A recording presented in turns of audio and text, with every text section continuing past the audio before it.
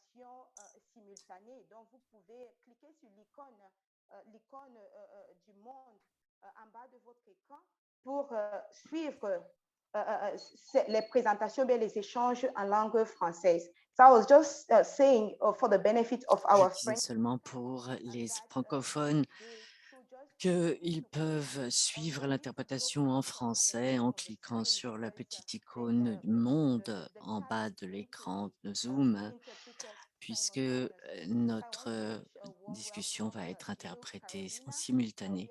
Donc, bienvenue à vous, Carolina. Nous n'allons pas attendre plus longtemps, nous allons commencer. Mais avant cela, c'est Carolina, s'il vous plaît, est-ce que vous pourriez vous présenter, nous dire qui vous êtes, où vous travaillez et ce que vous faites? Merci beaucoup, Charlotte. Merci tout le monde. Je m'appelle Carolina Aldanovaro. Je suis médecin et épidémiologiste et je travaille avec l'équipe de suivi de l'immunisation dans le département des vaccinations de l'OMS. Nous étudions les études qui ont été faites et puis également nous suivons la couverture vaccinale. Merci beaucoup, Carolina, d'avoir accepté notre invitation. La première question, elle est posée à tout le monde. Nous savons que dans certains pays, beaucoup de euh, beaucoup de personnes commencent à travailler pour influencer les stratégies de vaccination. Est-ce que vous pouvez nous dire ce qui est nouveau concernant la facilité, les choses facilitées par les données dans le domaine des campagnes de vaccination? Il y a une nouvelle ère qui commence où nous travaillons beaucoup avec des données. Et je pense c'est bien de comprendre leur importance dans le cadre de une meilleure interprétation. Et donc, c'est bien d'avoir bon accès aux données. Également, il faut comprendre que les données, pas seulement pour l'immunisation, mais également dans la vie de tous les jours, peuvent vraiment faire une différence. Et il y a des preuves qui laisse à penser que les données nous aident à améliorer les processus et peuvent nous aider à prendre des décisions en étant mieux informés. Et donc, c'est quelque chose qui peut nous aider dans nos programmes d'immunisation également. Merci beaucoup, Carolina. Ma question suivante, au cours des 20 dernières années, la qualité et l'utilisation des vaccins contre les maladies évitables par la vaccination ont été soulignés dans l'agenda global. Il semble que ce soit encore un sujet important. Pourquoi est-ce qu'on a besoin de données de qualité dans ce domaine? Qu'est-ce qu'il faut faire dans les 10 ans qui viennent pour améliorer la qualité et l'utilisation des données? En 98, eh bien, les experts du groupe consultatif parlaient déjà de la qualité des données concernant l'immunisation. Ça date de plus de 20 ans. Et nous avons alors compris que la qualité des données concernant l'immunisation était très importante. Mais ce qui est différent, c'est le fait qu'on comprenne maintenant que plus on utilise les données, plus leur qualité s'améliorera. Donc, au lieu d'attendre et au lieu d'essayer d'améliorer d'abord la qualité des données, eh bien, le mieux, c'est de commencer à utiliser les données davantage parce que c'est comme ça qu'on les améliorera. Et, également, il faut que la qualité soit suffisante pour l'utilisation qu'on va en faire. Donc, il faut savoir euh, où vous avez des manques, des lacunes, quelles sont les populations locales qu'il faut atteindre. Et pour la surveillance également, il faut comprendre l'état vaccinal des cas. Et quelquefois, ça manque sur leur dossier. Donc, ce qui est différent, c'est c'est le fait que l'utilisation détermine la qualité et non pas l'inverse. Merci beaucoup, Carolina. Et si vous venez de nous rejoindre, eh bien, sachez que notre intervenante d'aujourd'hui est Carolina Danovaro, qui travaille à Genève pour l'OMS, et nous travaillons sur les choses qui sont facilitées par les données concernant l'agenda d'immunisation. Donc, sentez-vous tout à fait libre de poser les questions que vous voulez dans le chat. En général, les données qu'on trouve au niveau local sont considérées comme la matière à utiliser et par laquelle on pourra améliorer la qualité. Comment est-ce qu'on peut changer cela? Pour promouvoir l'utilisation de données de qualité au niveau local, vraiment au niveau des établissements, parce que c'est comme ça qu'on va pouvoir vraiment atteindre les populations cibles. À nouveau, les choses ont changé. On comprend mieux maintenant, pardon, on comprend mieux l'importance des données de niveau local pour prendre des décisions à ce niveau-là. Euh, c'est très décevant quelquefois. Une fois, je faisais de la supervision et on me disait, ah, on nous a donné ces informations, donc ils peuvent contrôler ces informations. J'ai dit, non, non, l'idée, c'est d'utiliser le niveau local à l'aide d'instruments qui vont aider les gens au niveau local, programmer les fournitures, s'assurer qu'on a bien ce qu'il faut et savoir également quelle est la population cible et comment l'atteindre. Merci beaucoup, Carolina. Je vais me tourner maintenant vers le chat pour voir s'il y a des questions. Maintenant, je vois une préoccupation de Ahmed Abdali qui demande la traduction en français. Donc, je sais qu'il y a une icône en bas de votre écran, une icône qui ressemble un peu à l'icône du monde. Si vous cliquez dessus, vous aurez accès à la traduction en français. Donc, nous sommes là aujourd'hui avec Carolina. We are going to continue our discussions with our chat with Et on Carolina. va continuer à parler avec elle. Et nous avons une question dans le chat de Amer Ataï qui dit, dans 3 pays où j'ai travaillé, on rassemble beaucoup de données, mais on ne les utilise pas vraiment pour les actions. Est-ce que il y a des dispositions dans l'agenda 2020-2030 qui permettent d'utiliser, de promouvoir l'utilisation de ces données? Est-ce que vous pouvez nous répondre, s'il vous plaît, Madame Danovaro? Il y a on rassemble beaucoup de données quelquefois. On ne les utilise pas. Excusez-moi, il y a beaucoup de bruit. Ce qui est important, c'est de vraiment comprendre ce qui est le minimum dont on a besoin en matière de données, quelles données correspondent aux buts pour lesquels on veut les utiliser. Donc, ce qui est clé, c'est que il y a des données dont on a besoin pour calculer la couverture, mais au niveau local, par exemple, on n'en a pas vraiment besoin. Ce dont on a le plus besoin, ce sont les registres où on a le nom de tous les enfants ou des dossiers où on a des copies des interventions qui ont été faites sur tel ou tel enfant. Comme ça, on sait qui cibler dans les mois qui viennent. Un des facteurs importants qui permet de réduire les erreurs ou les manquements, ce sont les fiches des patients. Quelquefois, il y a des données dont on ne pense pas qu'elles vont être utiles, mais c'est très important que ces fiches soient exactes, non seulement pour que la personne revienne au bon moment et pour savoir quel vaccin lui donner à cette personne, mais également dans les études.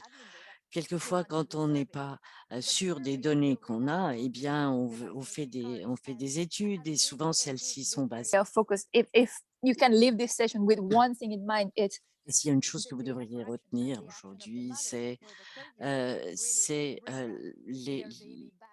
que les personnes qui s'occupent des enfants viennent au bon moment et ne manque aucun rendez-vous.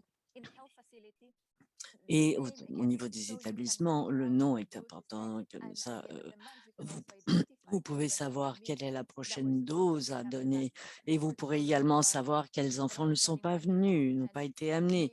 Par exemple, un enfant va bientôt avoir 1 an et puis il n'a pas reçu son vaccin contre la rougeole ou le pentavalent et donc il faut une action, il faut les Inform the community so that children passer can chez eux pour être sûr que les enfants reviennent pour être vaccinés. Et ça, c'est très important pour les femmes également en âge de procréer, pour le tétanos, par exemple, parce que quelquefois, les femmes ont reçu 20 doses différentes parce que l'enregistrement n'a pas été bon.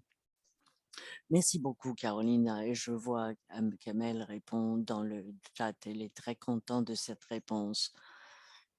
Et maintenant, il y a une question dont on n'a pas parlé beaucoup, de Béchir. Béchir, s'il vous plaît, allumez votre micro. Si vous avez une question pour Carolina concernant cette thématique, et si non, eh bien, nous allons continuer. À vous, Béchir. Dites-nous qui vous êtes, où vous travaillez, ce que vous faites. Bonsoir Carolina et tous les participants. Depuis Mauritanie, on vous...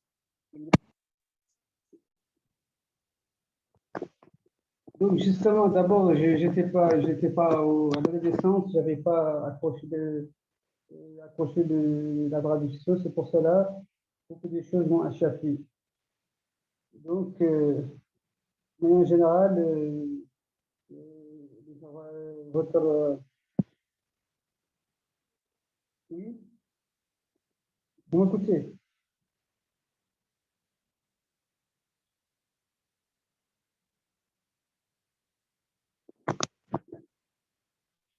Vous m'écoutez?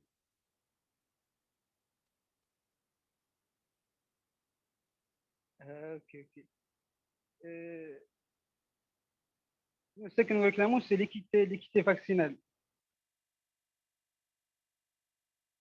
Nous, dans le tiers-monde, nous avons un problème, c'est d'accès au vaccin et de manière équitable. Parce que nous, depuis la vaccination, notre taux de vaccin, on n'a pas pu atteindre notre objectif vaccinal. Non, on n'a pas pu atteindre 20% de notre objectif vaccinal. C'est grâce à la faiblesse des vaccins que nous avons reçus. Veillez sur ça. Merci.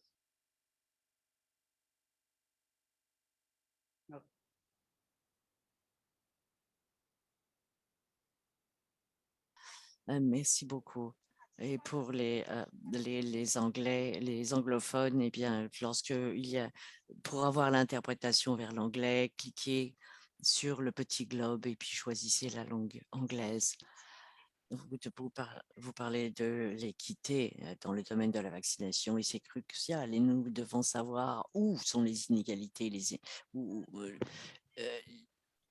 et en général, les systèmes d'information normaux et administratifs ne sont pas suffisants pour comprendre certaines des inégalités. Et donc, il nous faut d'autres sources de données pour comprendre les disparités socio-économiques, les inégalités en matière d'éducation de la mère. En général, on utilise les données qui viennent d'enquêtes. Et on sait, par exemple, que lorsque la femme est peu éduquée, que le ménage est pauvre, eh bien, les enfants sont moins vaccinés. Donc, qu'est-ce qu'on doit faire? Ce sont ces personnes-là qu'il faut cibler dans nos interventions et il faut les faire un suivi séparé. Par exemple, si vous vous rendez compte que certains groupes ethniques est moins disposé à se faire vacciner pour des raisons culturelles, par exemple, eh bien, il faut bien cibler les données pour comprendre cette communauté en particulier. Non, il ne s'agit pas seulement de données quantitatives comme la couverture, mais également d'un point de vue qualitatif. Et c'est très intéressant, c'est très important ça. Notre agenda veut aller au-delà des quantités. Combien? Oui, c'est bien, mais pourquoi?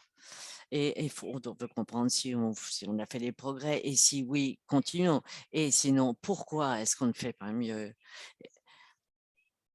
Et je pense que concernant les inégalités, il faut d'abord les repérer, il faut comprendre les raisons de ces inégalités, également trouver les stratégies qui vont vous permettre de vous améliorer. Et également, certaines choses sont bien pour un diagnostic, mais pas forcément pour le suivi. Et donc, il faut des approches, des démarches plus ciblées. Il faut faire participer plus et contacter plus les communautés.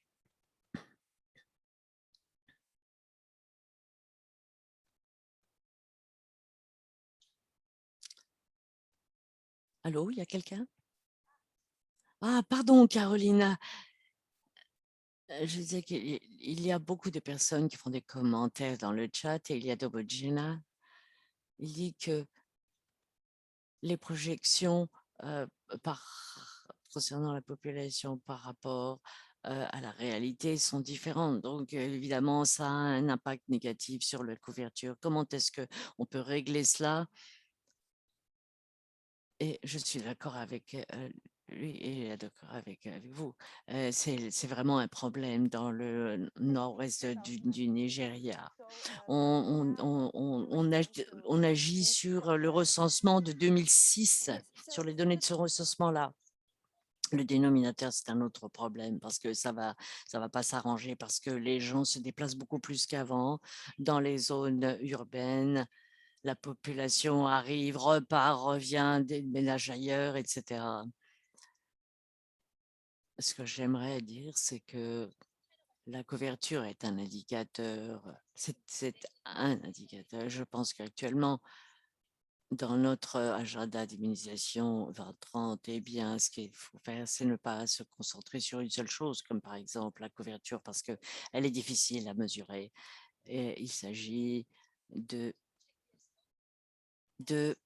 se regarder de l'extérieur, regarder ce qu'on fait en quelque sorte, comment on se comporte et regarder quels sont les retours et regarder, estimer la situation de manière différente. Il faut une sorte de triangulation. Si vous pensez que vous avez une bonne couverture et que il y a une flambée et que vous vous rendez compte qu'il y a pas mal d'enfants qui n'ont pas reçu leur première injection, il y a un problème. Donc, ne vous focalisez pas sur un seul nombre. Avant, on voulait atteindre 80%, 90%, si bien que certaines personnes inventaient des numérateurs pour être sûr d'atteindre leur objectif. Mais actuellement, on n'est plus responsable de façon à s'assurer puisqu'on est responsable devant la population, donc il faut utiliser plusieurs outils pour savoir quelle est la couverture. Et compter les nombres de gens, c'est une chose, mais en général, on les utilise comme dénominateur. Mais si vous faites un suivi rapide, vous vous rendez compte qu'il y a beaucoup de gens qui ont été oubliés, eh bien, vous avez un problème. Merci beaucoup, Carolina. Et je vois qu'il y a de plus en plus de questions dans le chat, mais avant, il y a Casimir Koloï qui a levé la main. Il y a un moment déjà. Allumez votre micro, Casimir, s'il vous plaît. Oui, bonjour à tous. Bonjour à Carolina. Vraiment, j'apprécie son intervention. Elle a dit quelque chose qui a attiré beaucoup mon attention. Connaître la population cible et comment l'atteindre. Connaître la population cible et qu'on parle aussi elle a parlé de la qualité des données. Et je constate que, en fait, le problème même de la qualité des données doit reposer aussi sur la population cible. Parce que dans nos régions, souvent, on a des dénominateurs, c'est-à-dire la population cible qui ne reflète pas souvent la réalité, ce qui fait un problème que nous vivons à chaque fois. Un district aujourd'hui, cette année, peut avoir 1000 enfants à vacciner. L'année suivante, selon ce qu'il se passe cette année, s'il a vacciné 1500, l'année prochaine, on lui donne une population qui va dans les 1500. les recensements bon, ne se sont pas réguliers, ce qui fait que nous avons des difficultés à ce niveau-là. Alors, je me dis que en fait, quand on parle de la qualité des données, il faut parler déjà des données de base que constitue la population cible. Voilà un peu ce que je voudrais souligner à ce niveau-là dans son intervention. Alors, je me demande comment il faut résoudre ces problèmes. Souvent, on pense, moi je me dis, est-ce que dans un centre de santé, l'infirmier ou le personnel qui est là ne peut pas faire un recensement local pour connaître vraiment la population réelle à vacciner au niveau de sa zone d'activité? Voilà un peu mon intervention. Merci à tous.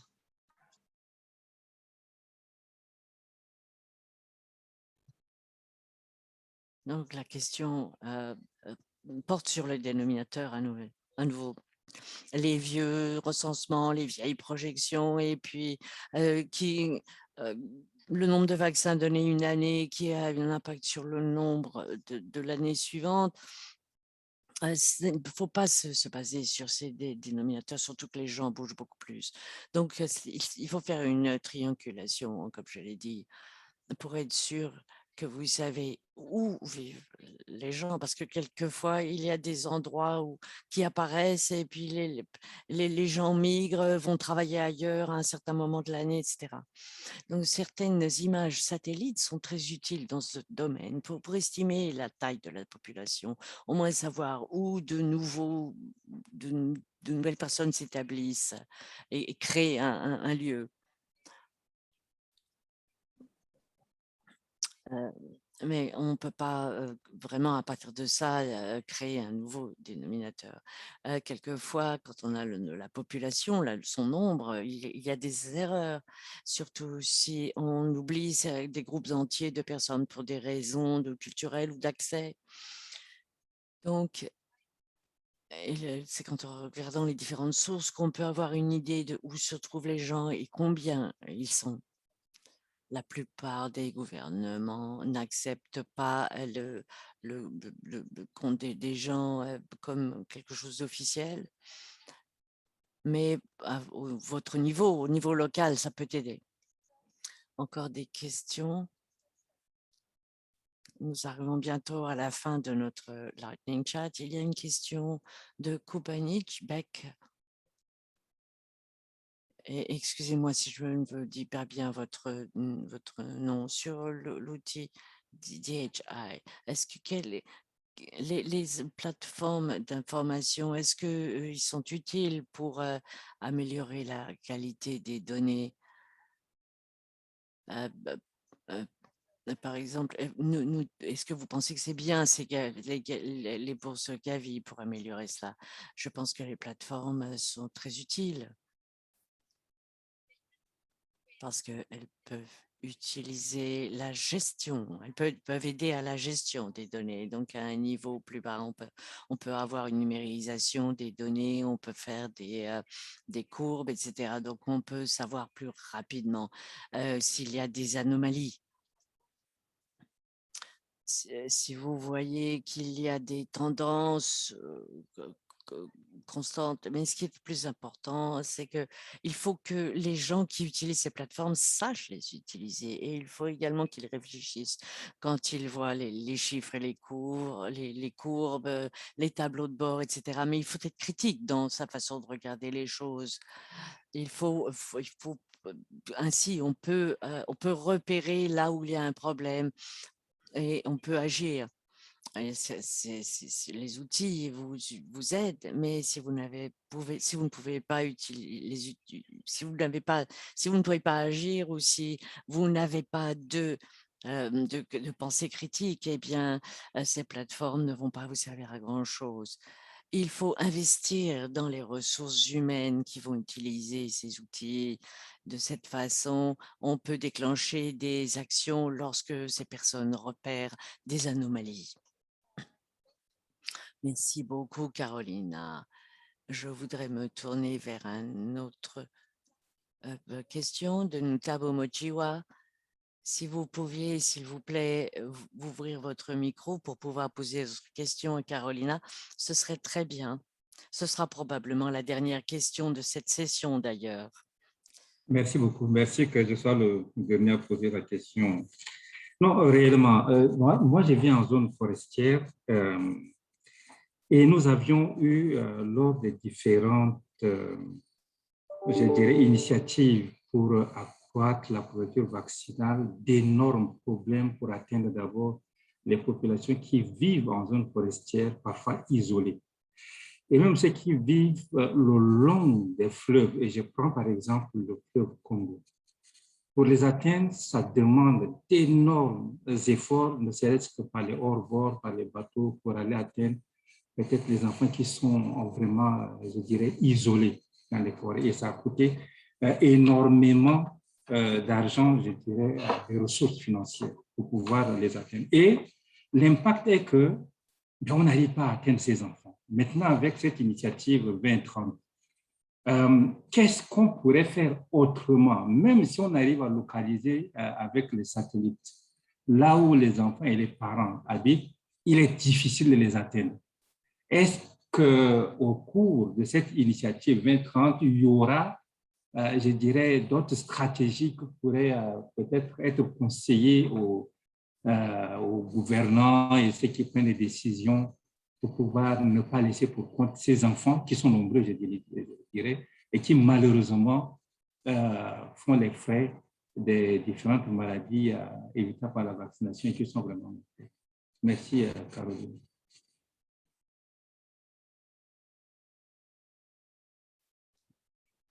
Donc, la question, c'est les communautés difficiles à atteindre, qu'on peut repérer, mais qu'on ne peut pas atteindre. Et ça, vraiment, c'est au cœur de notre agenda de 2030, c'est l'équité. Ça va coûter beaucoup plus cher d'atteindre ces populations, oui, effectivement.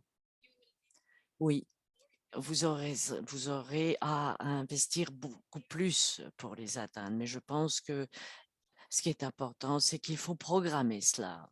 Et bien sûr, le financement est un problème. Mais ce qui se passe, c'est que ces populations en général sont celles où les femmes n'ont pas reçu de vaccin contre le tétanos, elles n'ont pas eu de soins prénataux.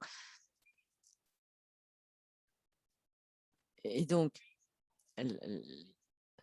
il faut faire des intégrations d'interventions, faire plusieurs interventions pour un déplacement. Et ça requiert beaucoup plus d'organisation et également de meilleurs soins primaires. Il faut atteindre les gens avec différents programmes en même temps, programmes de nutrition, programmes d'immunisation. Il faut grouper ces programmes pour dépenser moins d'argent puisqu'on doit se déplacer, autant se déplacer une seule fois. Merci Carolina, vous avez éteint votre micro? Bon, ça va? Oui, oui, ça va. Il faut que nous nous excusions à tous ceux qui ont mis des questions dans la discussion ou bien qui ont levé la main et aux questions desquelles on n'a pas pu répondre. Mais je vous l'ai dit que ce sont des lightning chats, donc 30 minutes au plus selon le nombre de questions qu'on a. Et donc, si vous voulez en savoir plus sur ce sujet, eh bien, référez-vous à Beyond2030.mob pour apprendre plus de choses sur l'agenda et également ce qui a été traité aujourd'hui. Donc, merci beaucoup. Vous avez le lien dans le chat. Mais vous pouvez nous donner également un retour sur ce chat. On veut savoir ce que vous tirez de ces Lightning Chats et ce qu'on peut faire pour améliorer les suivants. Merci beaucoup, Carolina, d'avoir accepté de nous rejoindre aujourd'hui pour ce petit événement rapide. Et il y a des liens pour obtenir plus d'informations sur ce sujet et vous pourrez donc y avoir accès par le biais de différentes plateforme. Merci aussi à notre interprète qui a interprété en français et en anglais. Et je vous donne la parole pour la fin, Carolina. Merci beaucoup. Et comme je l'ai dit, vous êtes les créateurs des données dans les pays au niveau local. Donc, c'est là que tout commence. C'est probablement, vous avez beaucoup de choses à faire. Et donc, n'oubliez pas les registres. Merci beaucoup. Merci à tous et à toutes. Et nous serons heureux de vous revoir demain pour un autre Lightning Chat.